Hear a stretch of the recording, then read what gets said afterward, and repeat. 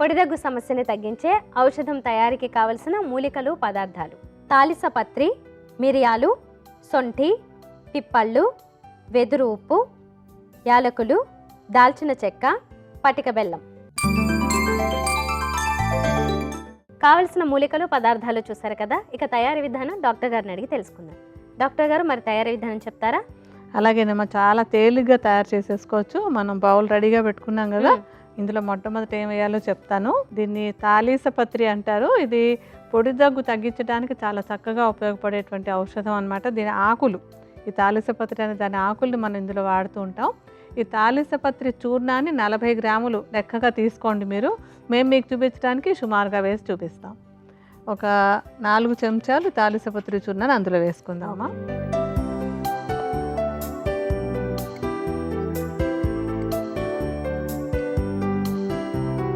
తర్వాత మనం తీసుకునేటువంటిది మనకు వంటింట్లో ఉండేటువంటిదే సొంఠిని కొంచెం నేతిలో వేయించి చల్లారిన తర్వాత చూర్ణంలా చేసుకోవాలి.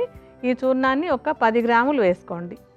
మనం ఇందాక అవి 4 చెంచాలు వేసాం కనుక ఇది 1 చెంచా వేసుకుందాం. అలాగే పిప్పళ్ళను కూడా కొంచెం నేతిలో వేయించేసి తర్వాత పొడి చేసుకోవాలి. పిప్పళ్ళ చూర్ణాన్ని కూడా 10 గ్రాములు వేసుకోండి. మనం ఇందాకలానే 1 చెంచాడు పిప్పళ్ళ చూర్ణాన్ని వేద్దాం. ఆ తర్వాతది మిరియాలు కూడా చక్కగా మనకి వంటింట్లో ఉండేవే, కష్టపడి తెచ్చుకోక్కర్లేదు. మిరియాలని వేయించాల్సిన పని కూడా లేదు, ఒట్టిగా పొడి చేసేసుకోవచ్చు.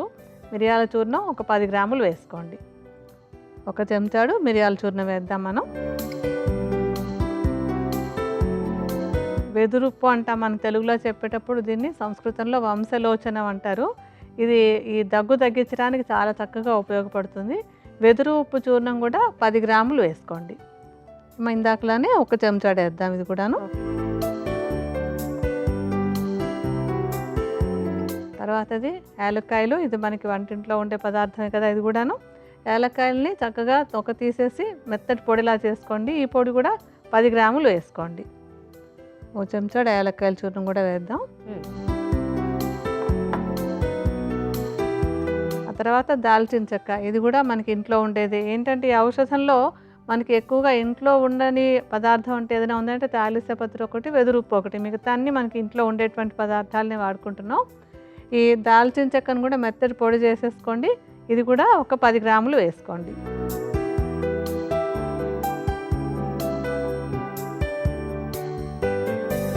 మొత్తం మనం అన్నీ కలిపి ఒక 100 గ్రాములు వేసాం సుమారుగా. ఎందుకంటే 40 గ్రాములు తాలిసపత్రి చూర్ణం, మిగతా తల ఒక 10 గ్రాములు వేసుకున్నాం కదా.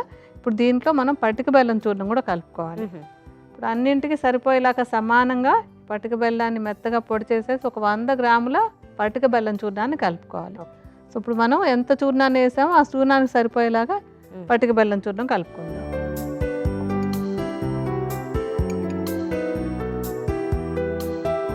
అంతా మొత్తం బాగా కలిపేసేయండి.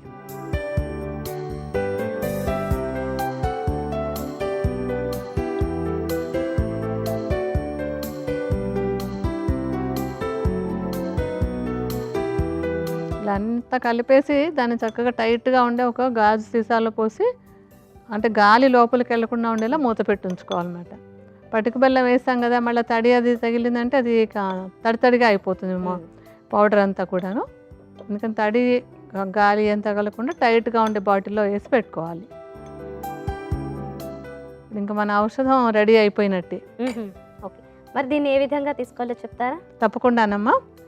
ఇప్పుడు మనం తయారు చేసుకున్నటువంటి ఔషధ చూర్ణాన్ని పొడి దగ్గు సమస్యతో బాధపడుతున్నటువంటి వాళ్ళు 3 పూట్ల కూడా ఒక చిన్న చెంచాడు చూర్ణాన్ని తీసుకొని నాలుకతో అద్దుకుంటూ తీసుకోవాలన్నమాట. మింగేయకూడదు, నీళ్ళలో కలుపుకొని తీసుకోకూడదు. నాలుకతోటి చప్పరించుకుంటూ తీసుకున్నట్టయితే కనుక ఈ పొడి దగ్గు సమస్యను తగ్గించడానికి మనం తయారు చేసుకున్న ఈ ఔషధం చక్కగా ఉపయోగపడుతుంది.